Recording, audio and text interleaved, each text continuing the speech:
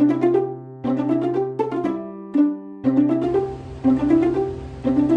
guys! Welcome back to my YouTube channel. Ang tagal din po nating hindi nakapag-upload ng video. Pero promise, from now, tatry po natin makapag-upload ng videos everyday. Kaya kung hindi pa kayo nakasubscribe dito sa ating YouTube channel, click the subscribe button para lagi po kayong updated dito sa ating YouTube account. So basically, ang gagawin natin sa ating video for today is magkukwentuhan lang tayo. So mag-a-ask lang ako ng mga 10 questions to know me better para sa mga dati ko ng viewer as well as sa mga bago nating viewer para lalo nyo po akong makilala. So ano pang hinihintay natin? Start na tayo! Ayan, so nag-ready ako ng 10 questions dito sa gilid ko and then na-answerin natin siya isa-isa. Start na tayo sa number 1. Ang question dito is, are you an extrovert or introvert? So, etong questions na to is, ang tagal ko na rin siyang iniisip kung introvert ba ako or extrovert ako. Kasi nung bata ako, introvert ako, yung tipong hindi mo ako mapapaharap sa maraming tao. Kapag may bisita kami, as in nagtatago talaga ako sa kwarto. And then, nahihiya talaga ako, mahihiyain ako. Kung hindi mo ako tatanungin, hindi mo ako kakausapin, hindi ako magsasalita, as in talagang sobrang tahimik ko lang nung bata ako. Pero as the day goes by, kapag tumatanda tayo, especially sa profession na napili ko, which is teacher, kailangan kong maging extrovert. So, kailangan kong humarap sa maraming students, as well as sa mga parents.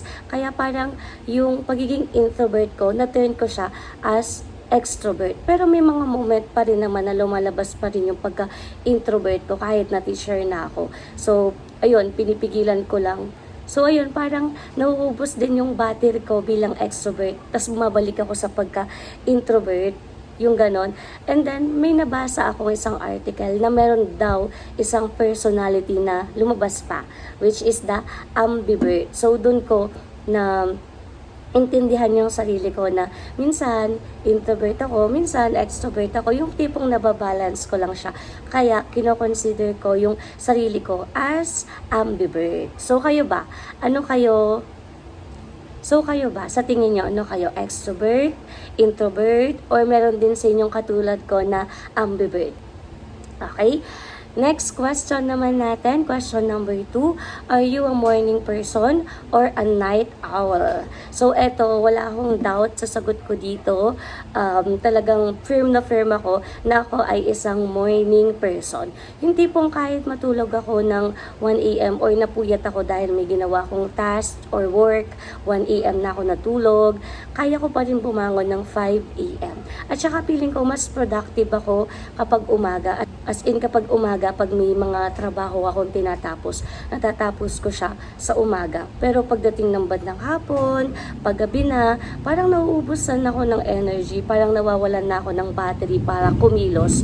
Yung tipong gusto ko na lang kapag hapon, nakahiga na lang ako, nanonood lang ako ng video, nag-scroll ako, parang nire-recharge ko yung sarili ko para sa umaga na paparating. So, ayun, ako ay isang morning person, di ba?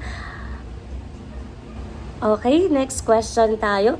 Question number 3. So, sa question number 3 natin, sabi dito, do you prefer to work independently or as a part of a team? So, being a teacher, ako, personally, gusto kong nagtatrabaho ng part of a team. Kasi, unang-una, mas convenient, maraming brain yung gumagana sa trabaho. Pangalawa, mas mabilis po nating matatapos yung work.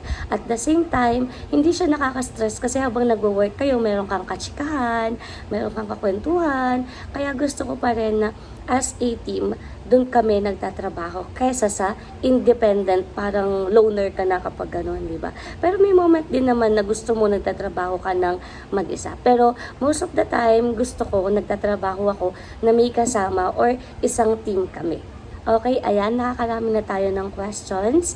Punta na tayo sa ating question number 4. Sa question number 4 natin, sabi dito, do you enjoy being in the spotlight or do you prefer to blend in? So, sabi ko nga kanina, minsan introvert ako, minsan extrovert ako. So, gusto ko yung nagblend in ako kaysa sa akin nakatutok or ako yung nasa spotlight. Ayoko kasi ng moment na sa akin nakatingin lahat, yung attention na sa akin, hindi ko siya masyadong bet. Parang gusto ko yung nagble-blend lang ako sa mga kasamahan ko. Ayoko yung parang ako yung nag-i-stand out. Something like that. Parang hindi ko siya kayang i-take. Parang nahihiya ako kapag may mga ganong moments. Okay? Bago tayo mag-proceed sa ating next question, kung hindi pa kayo nakasubscribe, mag-subscribe na kayo para mag-notify sa inyo yung mga videos na ina-upload natin. Okay? So, next question natin ay, are you more of a rule follower or a rebel? Siyempre, being a teacher, kailangan good follower tayo. So, ako ay isang rule follower. So, kapag ka merong mga memo, merong mga kailangan sundin, talagang sinusunod ko siya. So, hindi tayo yung taong hindi nagpa-follow ng rule. So, sa mga estudyante ko dyan, shout out, gayahin niyo sa teacher. Rule follower. Okay? So, next question natin, do you have a good sense of humor or do you take things more seriously? Para sa akin, kung ako yung tatanungin, para sa akin, meron akong good sense of humor.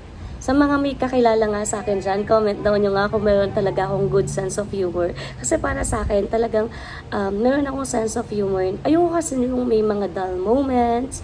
Ayoko yung parang ang lungkot palagi. Gusto ko kahit na may mga problema, kahit na may mga pinagdadaanan, kailangan palagi lang tayong masaya at palagi lang tayong naka-smile. So, next question natin ay, are you more of a giving or self-centered person?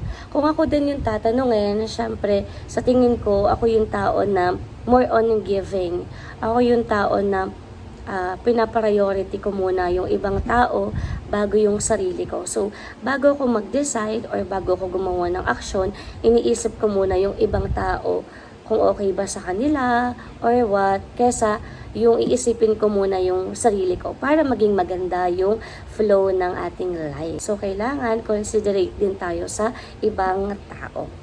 Okay, so meron na lang tayong 2 question. Ang 9th question natin, sabi dito ay, what's your favorite type of weather? So, out of nowhere, napunta tayo sa weather. Para sa akin, ang paborito kong weather ay yung weather kung saan, para sa akin lang naman to, syempre meron tayong iba't ibang preference, meron tayong iba't ibang gusto, pero para sa akin, gusto ko yung weather na medyo maulan, yung rainy. Hindi naman yung tipong marami ng hindi naman yung tipong bumabagyo na. So, gusto ko lang yung rainy. Yung feeling ko, yung parang safe ako palagi. Yung parang ang kalmado, ang lamig. Alam ko meron din sa inyong may mga ganong personality. Yung gusto yung rainy season. Kasi feeling natin safe tayo kapag ganon. At isa ko sa mga taong yon.